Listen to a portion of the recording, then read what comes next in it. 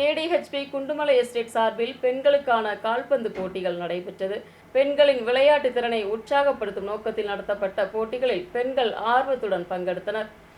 கேடிஹெச்பி company Kundumalai எஸ்டேட்டின் தலைமையில் பெண்களுக்கான கால்பந்து போட்டிகள் நடத்தப்பட்டது. பெண்களின் விளையாட்டு திறமையை வெளிக்கொண்டு வருவதற்கும் உற்சாகப்படுத்தும் நோக்கத்துடன் கால்பந்து போட்டிகள் நடத்தப்பட்டது. போட்டிகளில் குண்டுமலை குரூப்பில் உள்ள மகளிர் கால்பந்து அணிகள் பங்கெடுத்தன.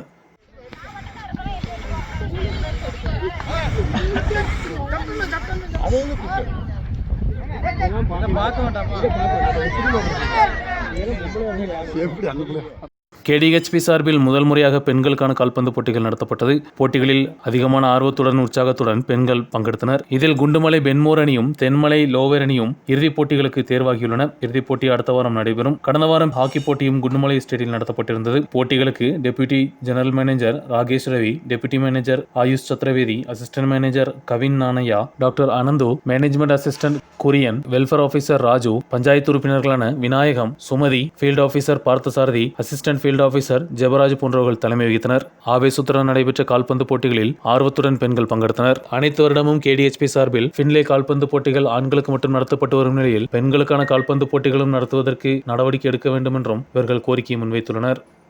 News bureau, Munnar.